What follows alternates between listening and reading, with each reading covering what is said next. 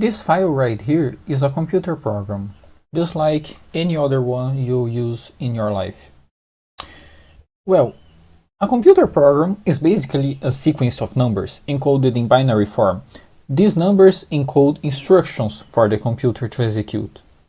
This file specifically has 2.5 gigabytes only of NOP instructions. NOP instructions do absolutely nothing.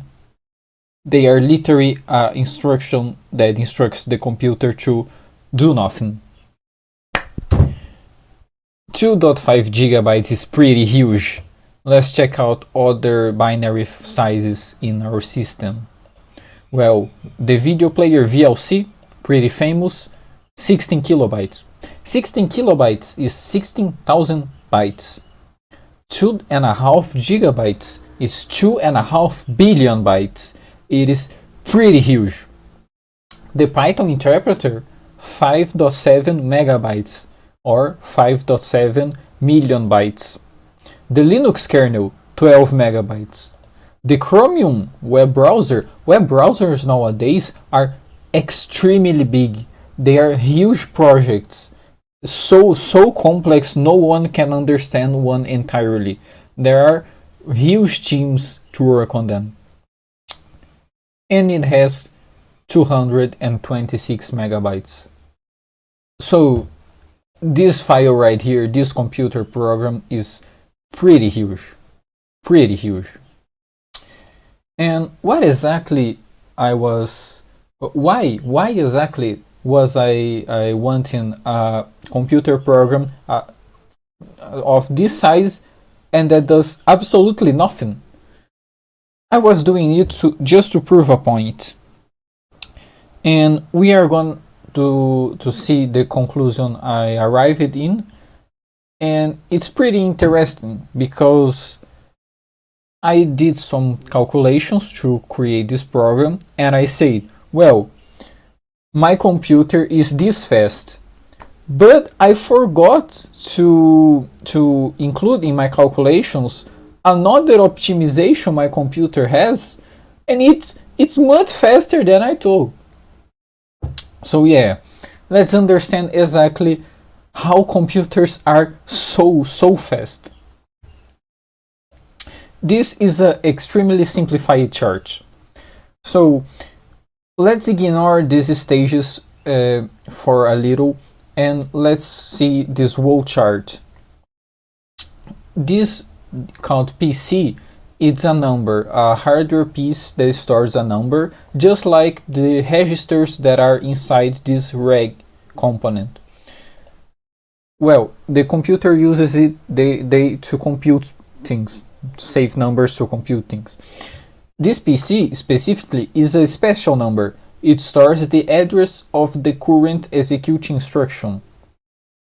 When we increase PC, we are going to the next instruction. So let's see what how an instruction is executed. The PC accesses the instruction memory, so we got a sequence of binary data, which is the current instruction to execute.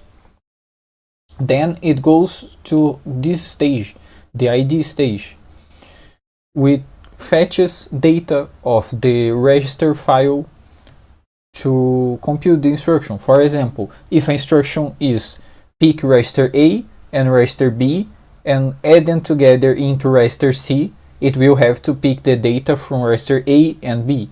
For example, 1 and 2.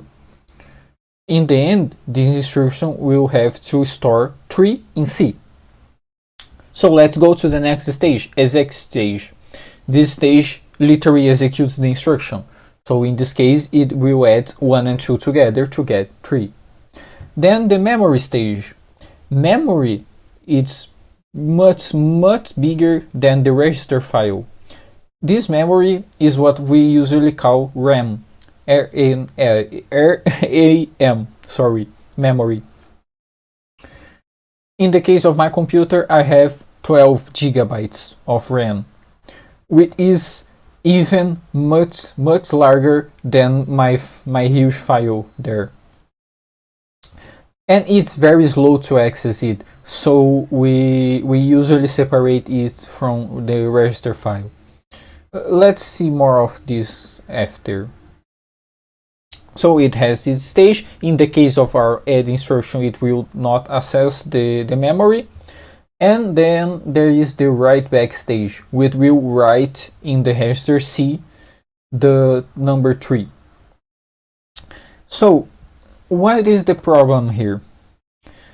To sync all of these components, the computer has a component called clock.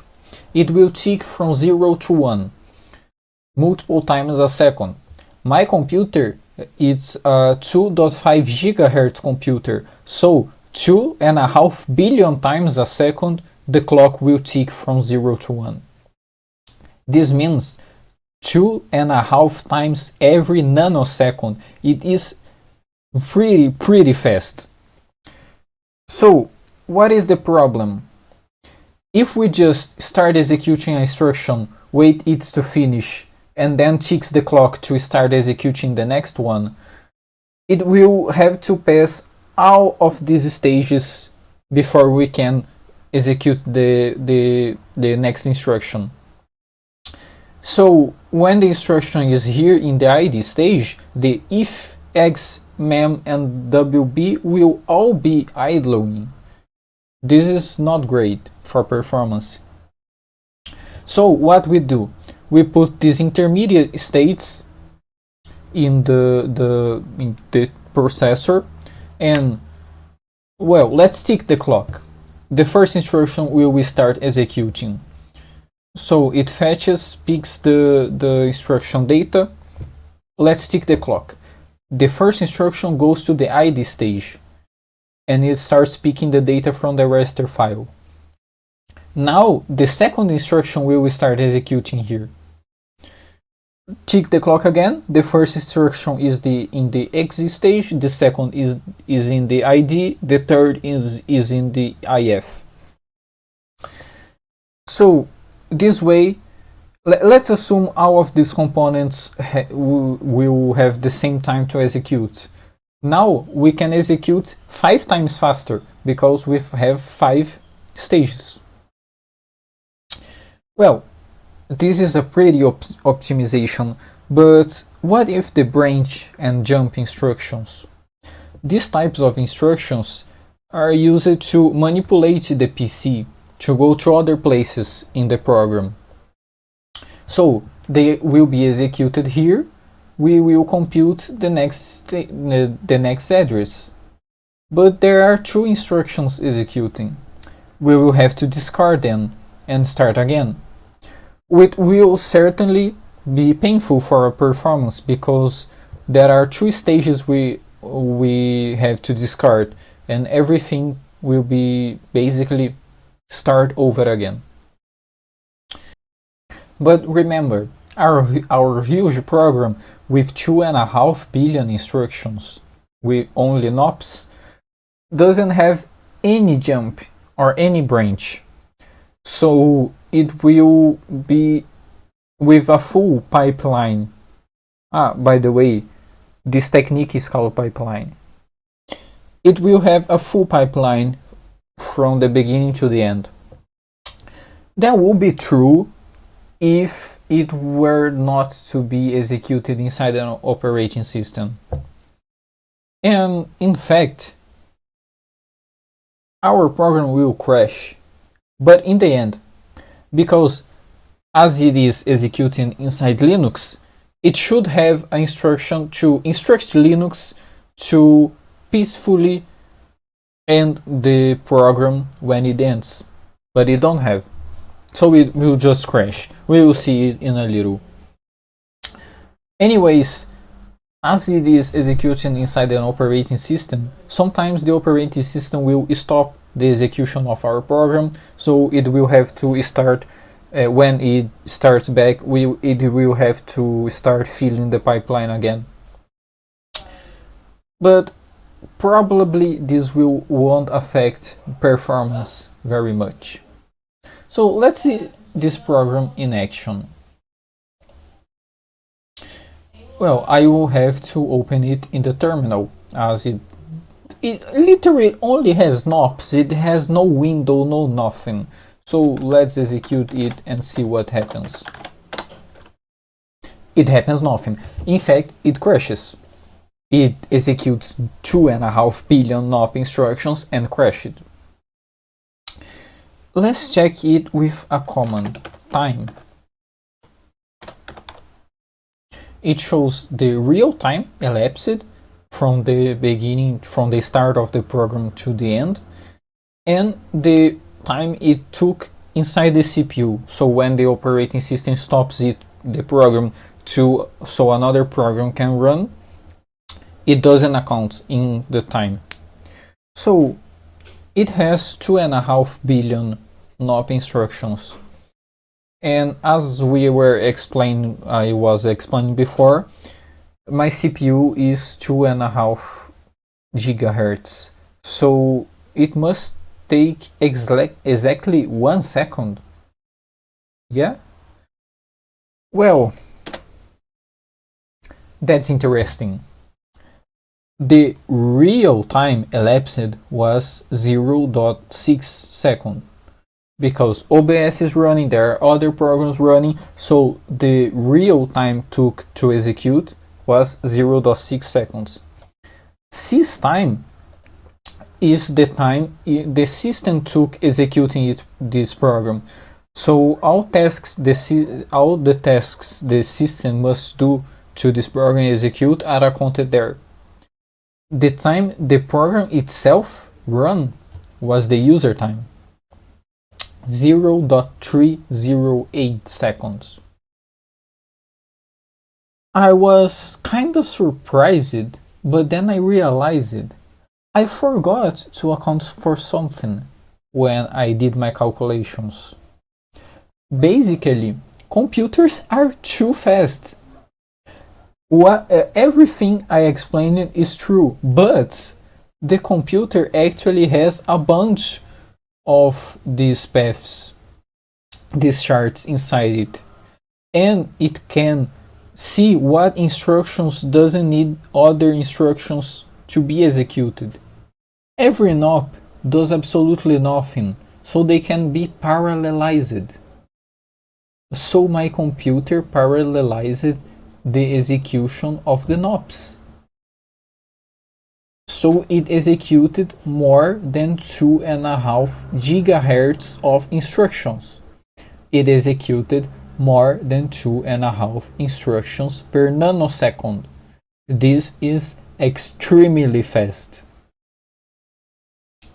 So I thought it was a very interesting experiment, and it was kinda hard to create this program because, well, let's understand what exactly I did.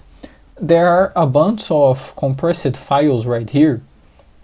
So this one is just a C program, and let's see what it does. Well, if you don't know any C, don't worry, but the only thing this is doing is looping 2.5 billion times, writing NOP in a file. This file is nop.s. Nop.s is right here. Right here, it's compressed. I want to compress it because it has almost 10 gigabytes.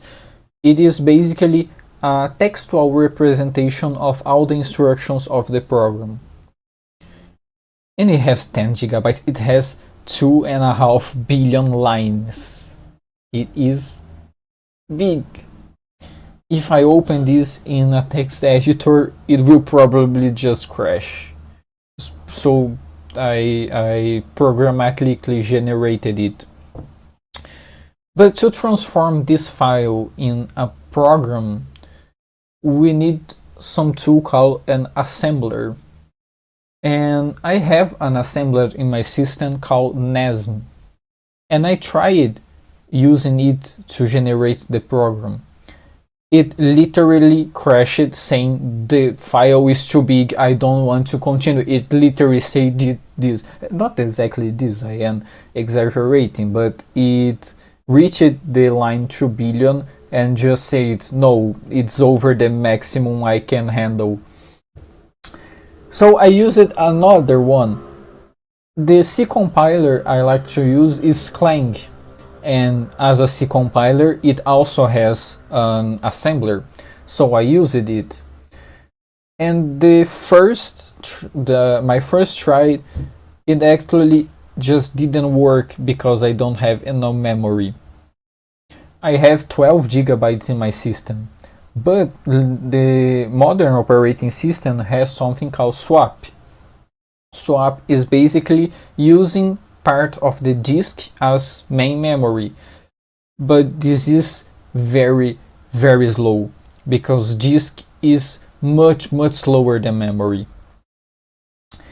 But my swap partition in my disk is only 12 gigabytes large, so I have 24 gigabytes of memory. It was not enough. This is so huge. It was not enough for Clang to compile with. So what I did, I plugged 1 terabyte AD, a swap memory in my computer. So I had basically a terabyte of memory, a terabyte and 24 gigabytes of memory available for Clang to assemble this file. And it worked. It worked, as we can see. So basically this was my experiment with NOP. I will be posting a blog post related to this, and I will be distributing these compressed files in my website.